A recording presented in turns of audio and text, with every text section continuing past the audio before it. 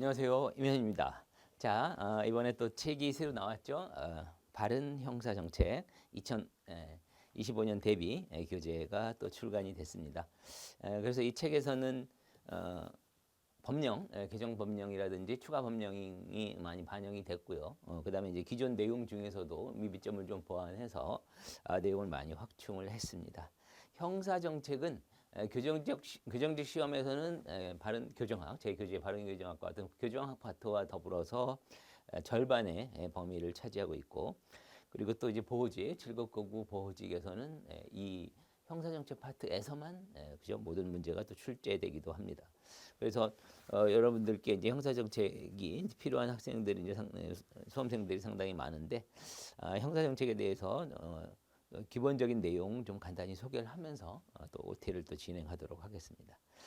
자, 일단 형사정책이 뭔지를 형사정책에 이제 무엇인지부터 설명을 하고, 그다음에 형사정책에 어떤 내용이 담겨 있고, 또 시험에서는 또 어떤 식으로 나오는지 그런 거 이제 간략하게 말씀을 드리도록 하겠습니다. 일단 형사정책의 개념은 범죄의 현상과 원인을 파악해서 범죄 방지 대책을 수립하는 국가의 일체의 활동이다. 이렇게 이제 설명을 합니다.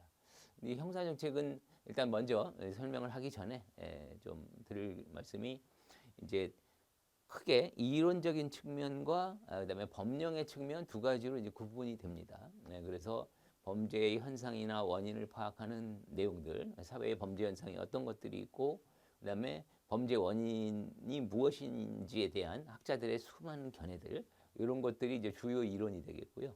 그다음에 이제 법령, 범죄 방지 대책과 관련해서는 뭐 형법이라든지 보안 처분을 부과하게 돼 있는데, 형법이나 보안 처분과 관련된 수많은 법령이 있죠. 형법부터 시작해서 보호관찰법, 치료가무 성충동 약물치료법, 뭐 전자장치 부착법 등등등의 법이 있고요. 그다음에 또 범죄 피해 원인과 관련해서 피해 구조와 관련해서 범죄 피해자 보호법이라는 또 법령도 있고, 그다음에 소년에 대한 특칙 관련해서 소년법, 그다음에 보호소년 처우법, 뭐 아동청소년 성보호에 관한 법률 등등등 정말 법령이 많습니다. 시험에서는 아주 다양하게 출제가 되고 있기 때문에 어느 한 군데 집중적으로 많이 출제되진 않아요. 주로 소년법이라든지 보호관찰법 정도는 출제 비중이 조금 높습니다. 형법도 약간 그렇고, 다른 데에서 한 개가 나오면 거기는 두 개, 세 개 이렇게 나온다든지 약간 비중이 높긴 한데, 그 외에 수많은 법령에서 한 법당 하나 정도 나오거나 또는 안 나오거나 이런 식으로 아주 작게 분산해서 넓게 내기 때문에 공부하는 수험생들은 좀 많이 공부하기가 불편할 수도 있어요. 이거는 이제 여러분들이 어떻게 요령껏 정리하느냐의 문제고, 물론 아주 지엽적인 파트에서 법령에서 출제가 된다면 쉽지는 않겠지만, 평균적인 기출의 수준으로 봐서는 출제위원들이 주로 관심을 가지고 있는 법령의 주요 파트들이 있습니다. 그래서 여러분들은 그 주요 파트들을 아주 간략하게 압축적으로 정리를 잘 하고요. 거기에 이제 앞으로 시험에 나올 가능성이 있는 것들, 유의해야 될 것들 플러스 알파 개념으로 이렇게 해서 법령을 대비하면 좋습니다. 시험에서는 뭐 이론 파트와 법령이 골고루 출제가 되고 있거든요. 법령이 몇 문제 정도 약간 더 많이 출제되기는 하는데, 그렇게 해서 골고루 출제되는데 법령에서 나온다면 그런 식으로 이제 대비를 해야 되겠고요. 자, 그러면 형사정책의 기본 개념에부터 이제 한번 전개를 한번 해보도록 하겠습니다. 조금 전에 소개해드린 것처럼 형사정책의 개념, 범죄의 현상과 원인을 줄여서 적을게요. 파악해서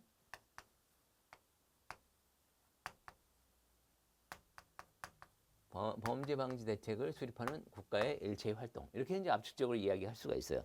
이거를 정확하게 이해하기 위해서는 범죄가 무엇인가, 그죠? 그리고 범죄의 현상, 범죄 원인론에 대한 세부적인 내용들을 우리가 알아야 되고, 그다음에 범죄 방지 대책으로서 뭐 형벌을 부과한다든지 각종 형사 제재가 되겠죠. 그다음에 또 보안 처분을 부과한다든지 이런 내용에 대해서 연결을 해서 풀어 나가야 됩니다. 자, 그러면 먼저 범죄의라고 되어 있으니까 범죄가 뭔지부터 규명을 해 나가야 되겠죠. 그래서 범죄란 크게 형식적 의미의 범죄와 실질적 의미의 범죄, 범죄의 개념은 아주 다양한 그 분류가 있습니다. 그 중에 가장 기본적인 분류는 형식적 의미의 범죄와 실질적 의미의 범죄로 나눕니다. 형식적 의미의 범죄라고 하는 건 법이라고 하는 형식, 법이라고 하는 형식에 따라서 범죄를 규정한 것, 이런 개념이죠. 그래서 법에서 범죄가 무엇이고 거기에 따라서 범죄를 저지르면 어떤 형벌이 부과된다, 이걸 이제 규정한 내용을 담고 있는 법이면 형식적 의미의 범죄와 관련된, 이걸 이제 이걸 이제 형법이라고 합니다. 형법. 그러니까 형법전도 있지만 우리가 잘 알고 있는 살인죄, 절도죄, 강도죄 등을 규정하고 있는 형법도 있지만, 여기에 대해서 뭐 범죄가 무엇이고 형벌이 무엇이다라는 규정한 건 형법 외에도 되게 많죠. 뭐 국가보안법도 있고, 그다음에 뭐 식품위생법에도 범죄 형벌 규정이 있고, 각종 행정법규에도 있고, 이 수많은 범죄 형벌을 규정한 것을 모두 넓은 의미로 형법이라고 이제 부릅니다. 그게 이제 법이라는 형식에 의해서 범죄 형벌을 규정했기 때문에 거기에 규정된 범죄가 바로 형식적 의미의 범죄가 되고요. 실질적 의미의 범죄는 법 규정 여부와 관계없이 법이 규정이 돼 있는 경우도 있고 없는 경우도 있고 모두 포괄하여 사회적 유해 행위, 이렇게 말합니다. 뭐 반사회 질서 위반 행위, 뭐 반사회 질서 행위, 무슨 행위, 사회적 유해 행위, 이렇게 이제 한 단어로 압축해서 설명할 수도 있겠고요. 각종 사회적으로 유해한 행위는 우리가 잘 알고 있는 법에 규정이 된 뭐 살인, 절도, 강도뿐만 아니라 쓰레기 무단투기라든지 세치기라든지, 사회나 다른 사람을 해롭게 하는 각종 행위도 전부 일단 사회적으로 유해한 행위가 되겠죠. 그걸 포괄적으로 얘기하는 거니까 실질적 의미의 범죄가 조금 더 넓은 개념이 되겠죠. 그래서 이게 실질적 의미의 범죄라고 한다면, 요거는 이제 형식적 의미의 범죄가 되겠죠. 각종 사회적으로 유해한 행위 중에서 사람을 죽이거나 살인이라든지 절도, 강도 등은 도저히 국가가 방치할 수는 없다. 반드시 법을 만들어서 처벌해야 되겠다. 그래서 형식적 의미의 범죄가 실질적 의미의 범죄 중 일부에 해당이 되고, 그렇게 이해하시면 되겠습니다. 이렇게 형식적 의미의 범죄가 뭐고 실질적 의미의 범죄가 뭐다라는 건 뭐 시험에서도 많이 출제를 하고 있습니다. 자, 그래서 일단 범죄의 개념에 대해서 간단히 이야기를 했고요. 형식적 의미의 범죄에서 약간 내용을 추가하자면, 법이라는 형식에 의해서 범죄를 이야기하는데 범죄 구성 요건이라고 한다면,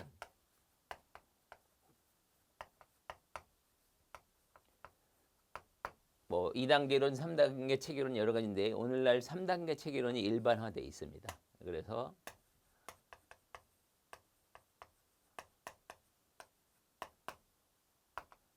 구성요건, 해당성, 위법성, 책임, 이렇게 세 가지를 모두 갖춰야 범죄가 성립한다. 이 중에 하나만 누락이 돼도 범죄는 성립하지 않는 게 됩니다. 세 가지의 요소니까 범죄를 구성하는 3요소죠.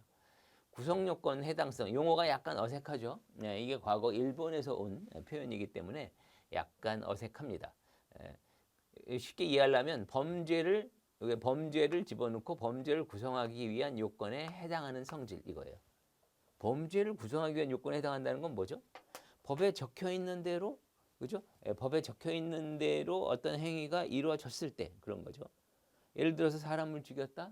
그러면 형법 250조 1항에 사람을 살해한 자는 사형무기 5년 이상의 징역에 처한다, 이런 규정이 있죠.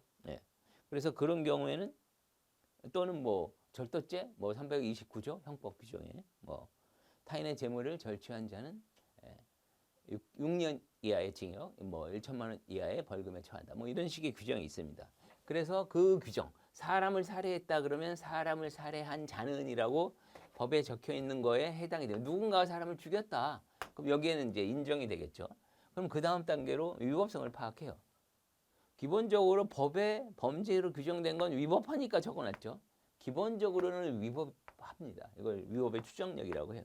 위법하지만 구성 요건에는 해당하는데 위법하지 않은 경우가 있을 수가 있어요. 예외 사유죠. 어떤 거다?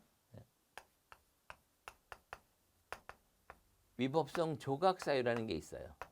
이것도 조각이라는 단어가 좀 어색할 수 있어요. 위법성이 여러분 쉽게 그냥 없어지는, 소멸하는 사유, 이렇게 이해하시면 됩니다. 구성 요건에는 해당하지만 위법하지 않은 사유. 우리가 잘 알고 있는 정당방위가 바로 위법성 조각사예요. 사람을 죽였는데 죽인 이유가 그냥 죽인 게 아니라 그 사람이 칼을 들고 나를 죽이기 위해서 덤볐는데 내가 막아내다가 그걸 막아내다가 그 사람이 넘어져서 뭐 뇌진탕으로 사망을 했다. 그러면 나는 사람을 죽인 행위는 있으니까 구속요건에 해당하긴 하지만 위법하다고 볼 수 없겠죠. 바로 이런 정당 방위라든지 정당 행위, 뭐 긴급 피난 등등, 피해자의 승낙 등등등 형법에는 많은 위법성 조각 사유가 있습니다. 그래서 위법성 조각 사유에 해당이 되면 위법하지 않은 게 되는 거고 조각 사유에 해당하지 않으면 위법한 게 되는 거죠. 그래서 구성 요건에 해당하고 위법하다면 마지막으로 책임을 따져봐요. 책임이라고 하는 건 스스로 사리 분별하고 자기의 행위가 무엇인지를 파악할 수 있는 의사 능력을 얘기하는 거예요. 그러니까 아주 심각한 정신적 질병을 가지고 있어서 사리 분별을 전혀 못하는 사람이다. 그 사람이 어떤 행위를 했다라고 해서 이게 그 사람에게 책임을 감당하게 책임을 부여한다라는 게 올바르지 못하죠. 그래서 그런 경우에는 책임 능력이 결여됐다 해서 책임을 탈락시킵니다. 그래서 범죄가 성립하지 않게 되는 거예요.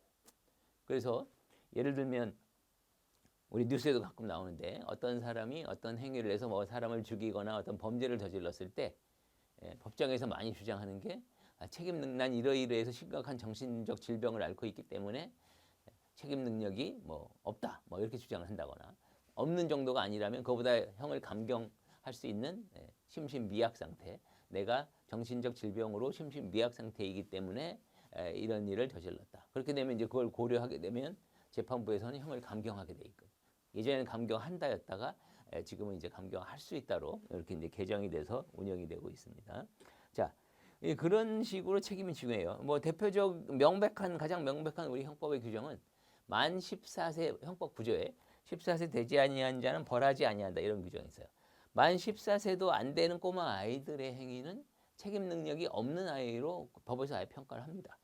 물론 만 13세, 12세가 된 아이더라도 성인 이상으로 똘똘한 아이들도 있어요. 그런 애들은 책임 능력이 객관적으로는 있겠지만 그 아이에 대해서는 판단할 수 있겠지만 그걸 일일이 다 사람에 따라 다르게 판단하기 곤란하니까 법에서 그냥 선을 그어버린 거예요. 만 14세 되지 아니한 자는 벌하지 아니한다. 물론 최근에는 연령을 좀 낮출 필요가 있지 않느냐 논란이 있긴 합니다만 현재 규정이 그렇습니다. 그래서 그런 경우에는 책임 능력이 탈락된다 이렇게 보는 거예요. 그래서 이 세 가지를 모두 갖췄을 때 한해서 범죄가 겨우 성립하게 됩니다. 성립이 되면 그 다음에는 뭐 소추 조건이라든지 처벌 조건, 이건 이제 형사소송법에 관련된 검사가 소추할 수 있는 조건이라든지 또는 뭐 처벌 조건 등등등을 검토를 해서 이게 다 해당이 되면 그때 이제 기소를 할 수가 있고요. 그럼 기소를 하게 되면 법원의 재판을 거쳐가지고 최종적으로 뭐 유무죄가 판가름 나겠죠. 이런 식으로 됩니다. 그래서 여러분들은 이거는 기본적으로 상식적으로 알아두시는 게 좋습니다. 범죄의 구성의 3요소는 구성요건 해당성, 위법성, 책임 이 세 가지를 모두 갖춰야 범죄가 성립한다. 자, 그러면 이제 범죄에 대한 얘기는 이 정도 하고요. 그 다음에 이제 현상으로 들어갑시다. 현상. 범죄의 현상이라고 하면 각종 통계 조사를 하는 거죠.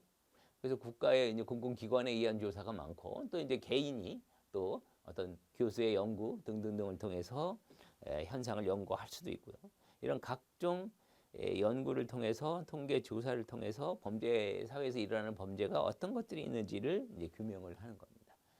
우리 시험과 관련해서는 어떤 각종 연구 방법이 있거든요. 공식 통계에 의한 대량 관찰법부터 뭐 실험적 방법, 뭐 유추 조사 하는 뭐 표본 조사 방법이라든지 수많은 방법들이 있어요. 그래서 이제 그런 방법들에 대한 것도 이제 앞으로 공부해야 되고 시험에서도 많이 언급이 됩니다. 자, 그 다음에는 이제 원인에 대한 거, 요건 이제 지우고 또 원인에 대한 얘기를 좀 더 하겠습니다. 원인은 할 얘기가 많죠. 형사 정책에서 아주 중요한 비중을 차지하고 있기 때문에 범죄의 원인과 관련해서 수많은 이제 원인론이 전개가 됩니다. 요거는 이제 어차피 이제 형사 정책을 하시는 분들은 기본적으로 고전주의와 실정주의로 구분되어 있다는 걸 알아야 되니까 그걸 간단히 소개하면서 얘기를 드리도록 하겠습니다.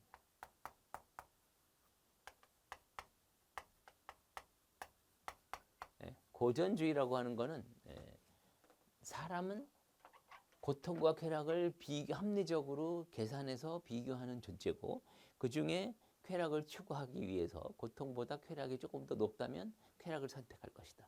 이런 식으로 고통이 약간 더 높다면 그죠? 쾌락을 선택하지 않고 고통이 두렵기 때문에 그거를 선택하지 않을 것이다. 이런 인간의 합리적인 선택 가능성, 자유의지에 따른 선택을 전제로 해서 설명을 하는 이론이에요. 이게 이제 앞선 시기가 되겠고 죄용법정주의가 발달되던 시기.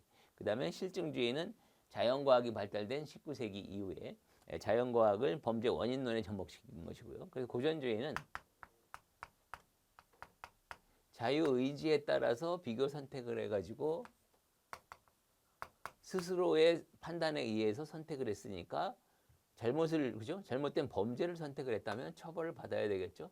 거기에 따라서 책임을 져야 하고 처벌을 받아야 한다. 딱 이런 논리로 전개가 됩니다. 인간이 스스로 합리적인 선택을 할 수 있다는 걸 전제로 설명을 하는 이론이에요. 그래서 이거는 스스로 선택했기 때문에 범죄를 미리 하도록 하진 않았죠. 이 밑에는 결정론이라고 부르고 이 위에 거는 고전주의는 비결정론이라고 합니다. 이거는 실증주의의 내용을 딱 파악하면 아주 이해가 쉬우니까 그 다음에 연결해서 설명을 드리도록 할게요. 이것과는 이제 상반되는 개념인데 19세기의 자연과학이 고도로 발달하면서 범죄자가 왜 범죄를 저질렀을까 관심을 갖는 거예요. 여기서는.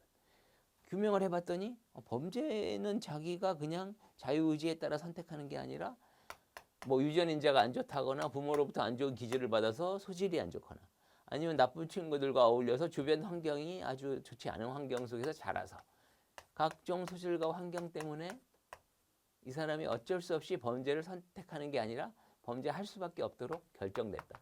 여기 이제 결정이라는 단어가 나오죠. 그래서 이게 이제 결정론이 되고요.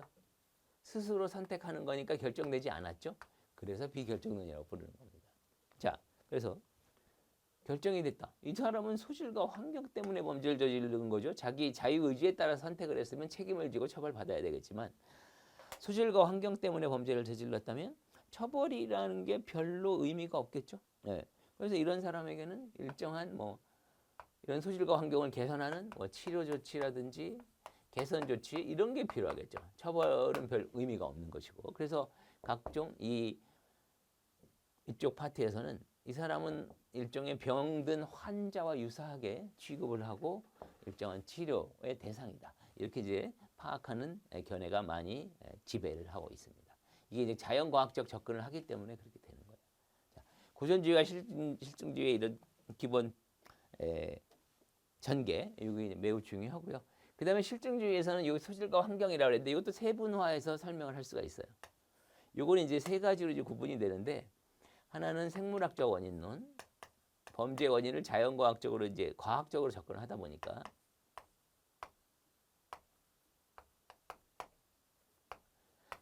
그 다음에 심리에 문제가 있다, 심리학적 원인론. 그 다음에 사회 환경과 관련이 있다, 사회학적 원인론. 이렇게 이제 크게 세 가지로 구분이 됩니다. 생물학적, 심리학적, 이건 개개인의 소질과 관련이 있겠죠. 이렇게. 그 다음에 사회학적 원인론은 이 사회 환경과 관련이 있겠죠. 이렇게 연결이 됩니다. 그래서 생물학적 원인론에 예를 들면 그 사람의 어떤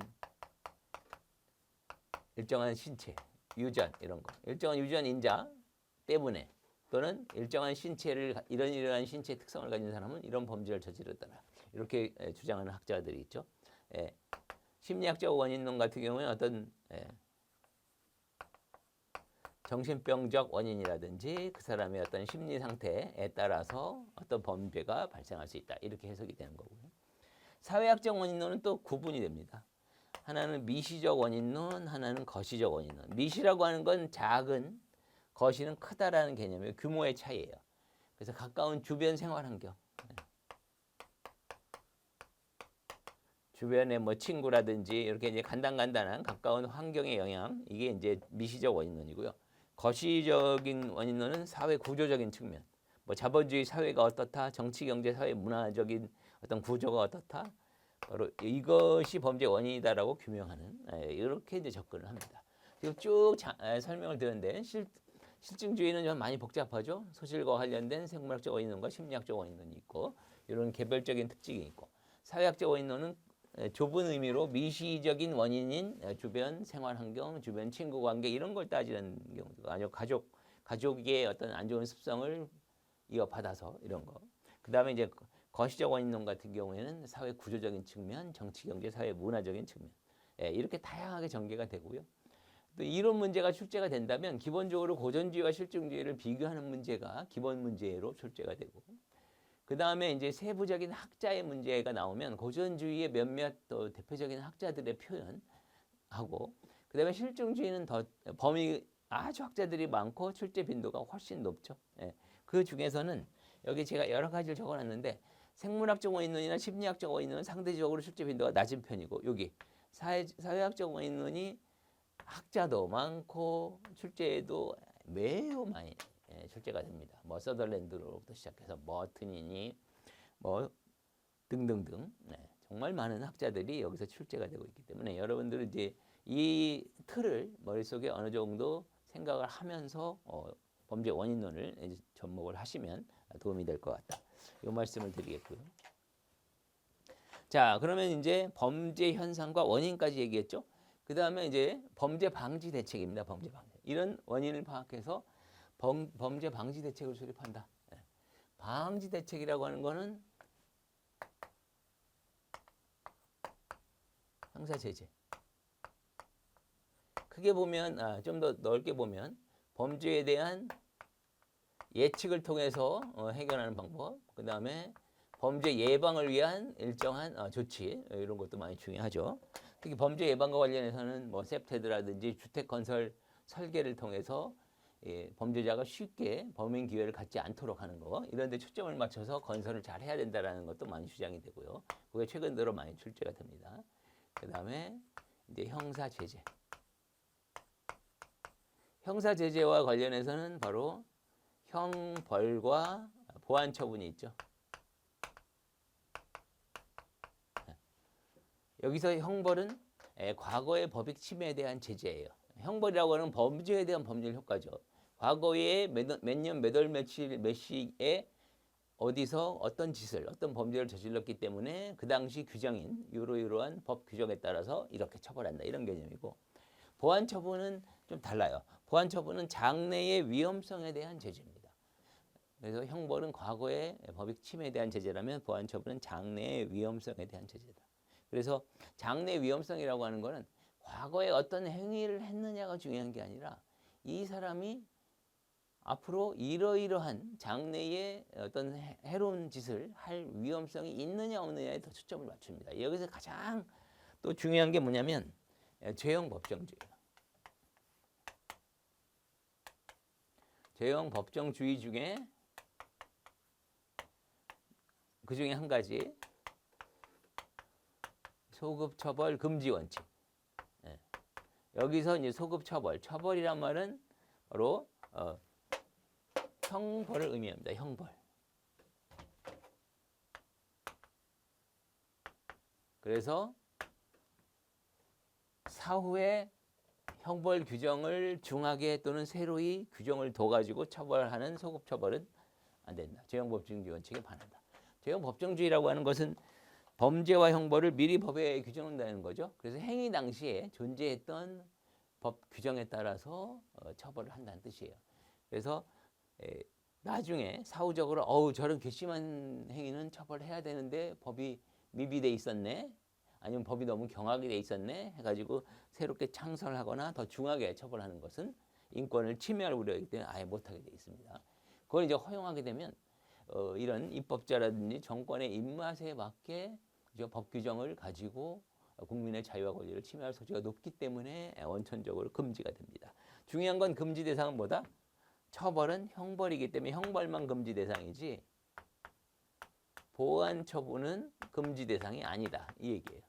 보안 처분 같은 경우에는 보호관찰, 사회봉사, 수강명령, 뭐 전자감시제도 등등등. 그러니까 형벌이 아닌 내용 중에 장래 위험성에 대한 제재에 해당이 되는 것들 이제 보안 처분이라고 부르는데 그런 것은 실제 사건도 그런 사건도 있었어요.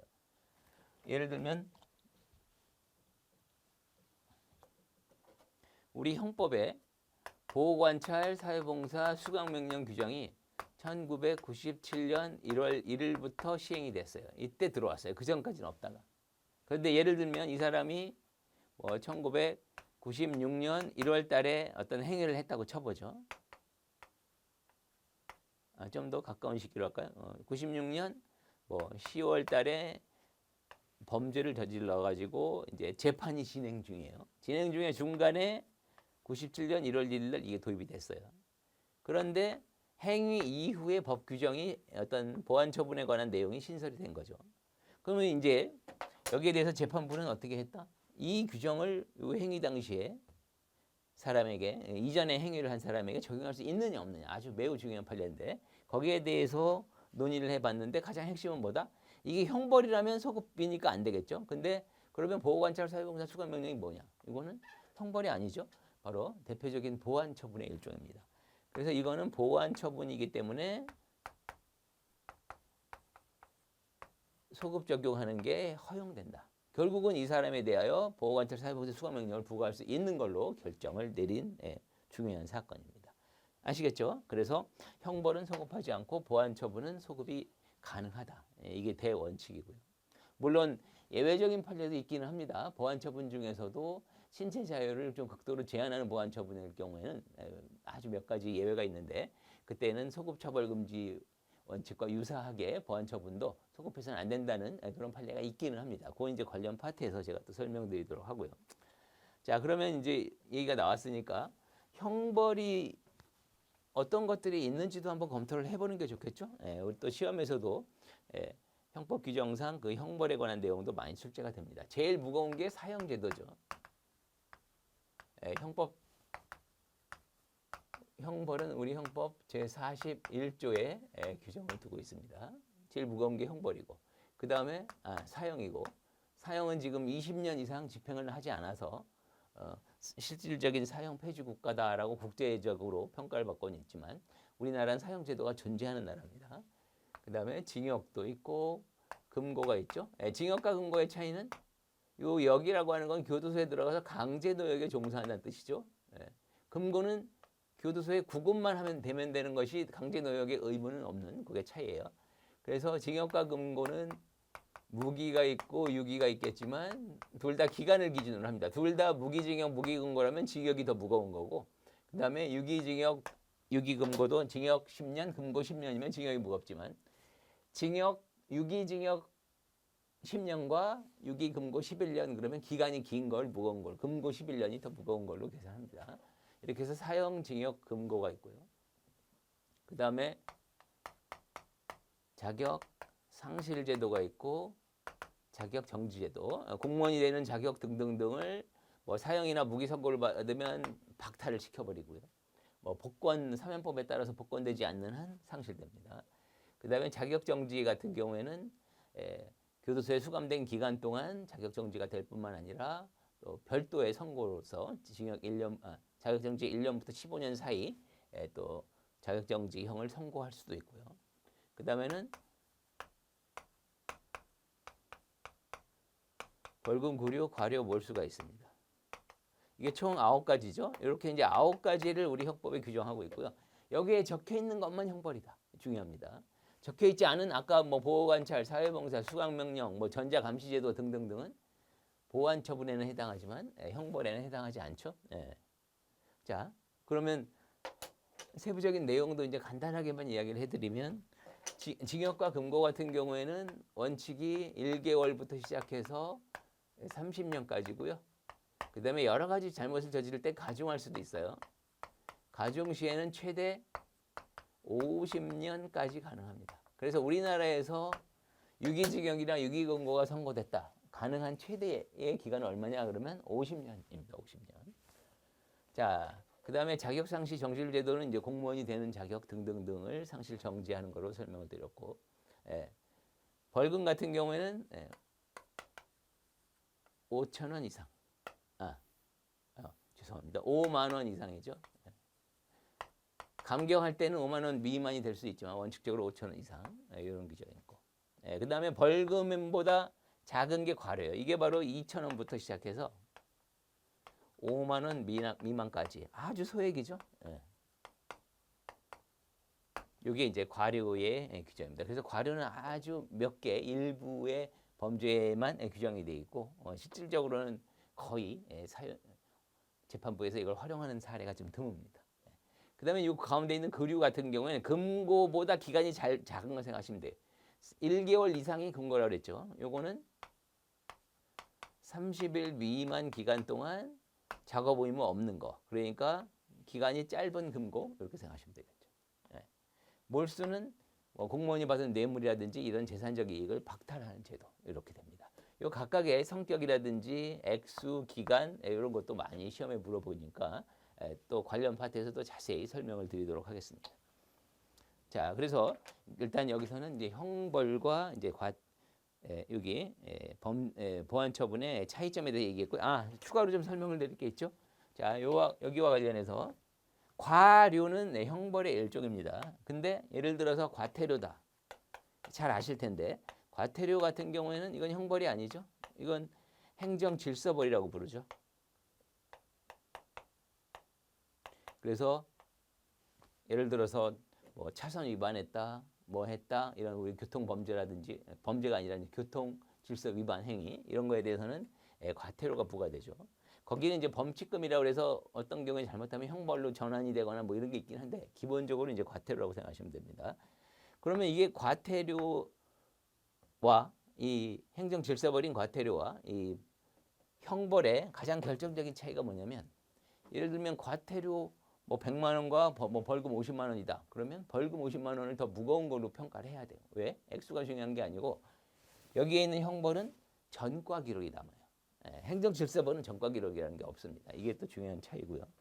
그다음에 또 하나 이제 유의할 용어가 추징이라는 게 있죠. 몰수에 상반된 개념으로 추징. 상반된 개념이라기보다는 관련 개념이죠. 우리 형법에는 몰수를 형벌로 규정하고 있기 때문에 실질적으로는 이게 대물적 보완 처분으로 학자들은 해석을 하고 있지만 법에 이렇게 형벌로 명시되어 있으니까 형식상 형벌입니다. 근데 추징은 몰수의 취지를 관찰하기 위한 사법 처분으로서 형벌은 아니에요. 예를 들면 공무원이 100만 원의 뇌물을 받았는데 받은 뇌물을 집에서 장롱 속에 가만히 가지고 있다가 밝혀져서 집을 뒤져봤더니 100만 원을 받은 100만 원 그대로 가지고 있다. 그러면 그건 몰수합니다. 근데 그 100만 원을 가지고 뭐 친구들하고 뭐 술 사 먹고 뭐뭐 해서 소비해 버렸다. 그러면 그 당시 받았던 예를 들면 5만 원권 5만 원권 20장이다. 그 5만 원권 20장 똑같은 거를 찾을 수가 없죠. 어디로 막 분산됐으니까. 그럴 때는 찾기가 몰수가 곤란할 때는 그 가액을 추징하는 걸로 대체하는 기법이에요. 이거는 그 대신 형벌이지만 이건 형벌이 아니다. 이게 또 중요한 차이가 되겠습니다. 자, 그래서 전체적으로 지금 이제 형사정책의 개념인 범죄 원인, 범죄방지책 수립하는 국가의 일체 활동에 대한 어떤 기본적인 내용을 잠시 다뤄봤고요.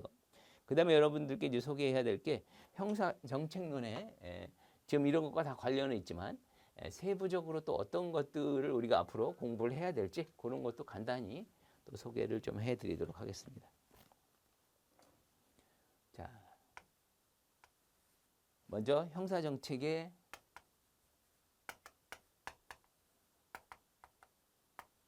기초 개념이라고 할까요? 그래서 형사정책이란 무엇이다? 형사정책의 의미, 그 다음에 바로 범죄와 관련해서 형사정책을 어떤 방법으로 연구할 것인가, 연구 방법, 또 암수범죄가 무엇인가라는 이런 기본적인 개념들을 여러분 이제 서론에 해당이 되겠죠. 공부를 할 것이고요. 그 다음에 이제 여기서 이제 본격적으로 가장 이론 중에서 범위를 많이 차지하는 범죄 원인론에 대해서 아까 소개해드린 고전주의와 실증주의, 그 다음에 생물학적 원인론, 심리학적 원인론, 그리고 사회학적 원인론에서 아주 다양하게 이제 공부를 진행할 거고요. 그 다음에 범죄 원인뿐만 아니라 범죄 피해는 왜 피해를 보게 되는가 이것도 중요하겠죠. 그래서 범죄 피해 원인론 이것도 이론적인 측면도 있고 또 범죄 피해자 구조에 관한 범죄 피해자 구조법에 따른 그 법도 시험에서 많이 출제가 됩니다. 그거 곁들여서 이제 공부를 할 거고요. 그 다음에 범죄 대책으로서 어떤 방식으로 범죄를 뭐 예측하고 예방할 것이냐. 그 다음에 아까 소개해드린 형사 제재의 측면. 여기 이제 형벌과 보안 처분이 존재한다고 그랬죠. 여기 이제 파트가 되게 많습니다.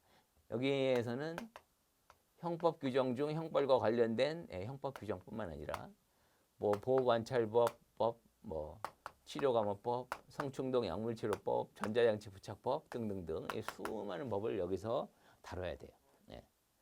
자, 그 다음에는 이 교재의 끝부분 들어가면 소년 범죄와 관련해서 소년사법 정책과 관련해서 대표적인 게 이제 소년의 어떤 범죄의 특성 같은 거 이론적인 측면뿐만 아니라 시험에서 가장 많이 또 언급되는 거죠. 형사정책 파트에서 많이 언급되는 것 중에 하나가 소년법이죠. 그 다음에는 뭐 보호소년처벌법이나 이렇게 기타 법도 추가가 됩니다. 그래서 이게 이제 이 교재의 전체적인 구조라고 볼 수가 있겠고요. 그 다음에 출제 빈도를 보면 이게 좀 약간 시험에 따라 다르죠. 여기서 이제 7급, 9급 교정직 시험에서는 그 중에 절반 정도의 비중을 차지하고 있고, 그 다음에 보호직 7급, 9급 보호직 같은 경우에는 이제 이게 전 범위가 되는데 둘 다 유사한 게 뭐냐면 이론과 법령으로 나눈다면 법령도 무수히 법령이 많다라고 했죠.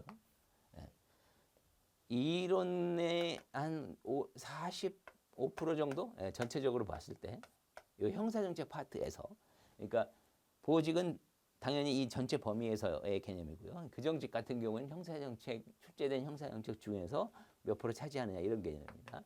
법령은 약 55%, 한 절반씩 출제되는 경우도 있고, 그 정도 비중으로 생각하시면 됩니다.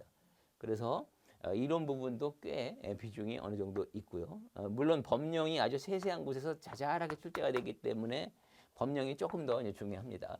그 중에 가장 중요한 법은 소년법. 소년법 같은 경우에는 출제 빈도가 상당히 높습니다. 그래서 이제 교정직에서도 한 2문제 정도, 그다음에 7급 같은 경우에는 문제가 25문제이기 때문에 문제 수가 더 많이 나오고요. 그다음에 보호직 같은 경우에는 소년법이 뭐 7급은 뭐 한 너댓 문제까지, 그다음에 9급은 뭐 2~3문제. 그래서 소년법의 비중이 상당히 높고, 그다음에는 요 보호관찰법이 또 그 다음 순위, 그다음에 형법, 이런 것들이 한 30문제씩 나옵니다. 교정직 같은 경우는 한 2문제 정도 비중으로 생각하시면 되고, 그다음에 나머지 법은 한 문제 나오거나 안 나오거나 이 정도 비중입니다. 그래서 여러분들이 이런 걸 머릿속에 어느 정도 생각을 하시고 앞으로 이제 학습을 해 나가시면 되겠습니다. 자, 오리엔테이션은 이 정도 하고요. 자세한 내용은 또 이제 교재를 보면서 보도록 하겠습니다.